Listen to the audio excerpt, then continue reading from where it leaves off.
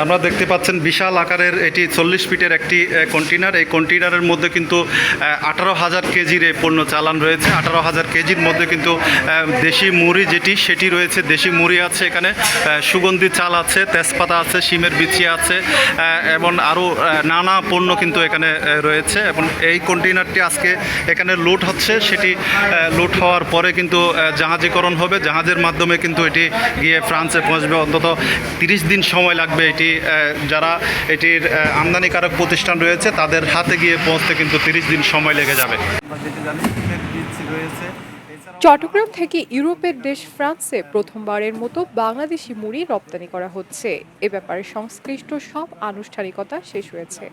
গত সপ্তাহে জাহাজে তোলা হয়েছে এ চালানের কন্টেনার। সবকিছু ঠিক থাকলে 30 অক্টোবরের মধ্যে ফ্রান্সে পৌঁছাবে এই ড্রাই ফ্রুটের চালান।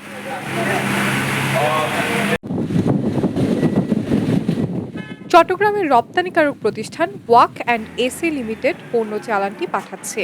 এ চালানে মুড়ি 1,500 কেজি, সুগন্ধি চাল 13,500 কেজি, শুকনা মরিচ 1,000 কেজি, শুকনা সিমের বিচি 1,000 কেজি এবং অন্যান্য ড্রাই ফ্রুট 1,000 কেজি আছে বলে জানিয়েছে প্রতিষ্ঠানটির অপারেশন ম্যানেজার মোহাম্মদ হাসান মিয়া।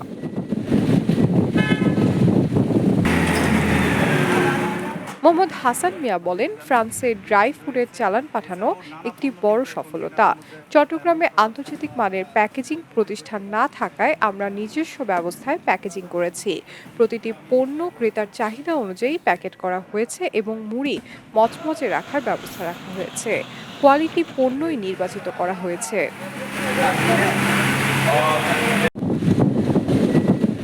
চট্টগ্রামের ক্লিয়ারিং অ্যান্ড ফরওয়ার্ডিং এজেন্ট প্রতিষ্ঠান স্পিড লিংক লিমিটেড রপ্তানি কার্যক্রম পরিচালনা করেছে। প্রতিষ্ঠানটির ম্যানেজার হাফিজুর রহমান মিন্টু বলেন, ইউরোপীয় বাজারে বাংলাদেশি পণ্যের চাহিদা রয়েছে। এর আগে আমরা মাটির জিনিসপত্র এবং সবজির চালান পাঠিয়েছি।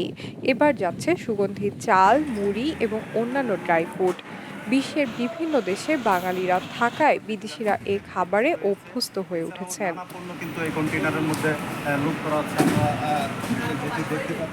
চট্টগ্রাম চেম্বারের সাবেক পরিচালক মাহফুজুল হক শাহ বলেন, ইউরোপীয় ইউনিয়নভুক্ত দেশে রপ্তানির ক্ষেত্রে পণ্যের গুণগত মানের দিকে বিশেষ নজর দিতে হবে।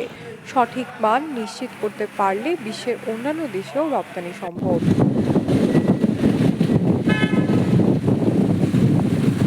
এর আগে মধ্যপ্রাচ্যের দেশগুলো সৌদি আরব, সংযুক্ত আরব আমিরাত, কাতার, ওমান এবং কুয়েতে বিস্কিট, মুড়ি এবং ড্রাই ফ্রুট রপ্তানি করা হয়েছিল।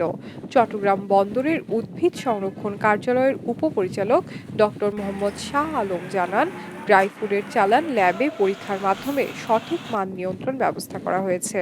সঠিক মানের পণ্য না হলে ফ্রান্সের বন্দরের চালান আনলোড করা সম্ভব হবে না।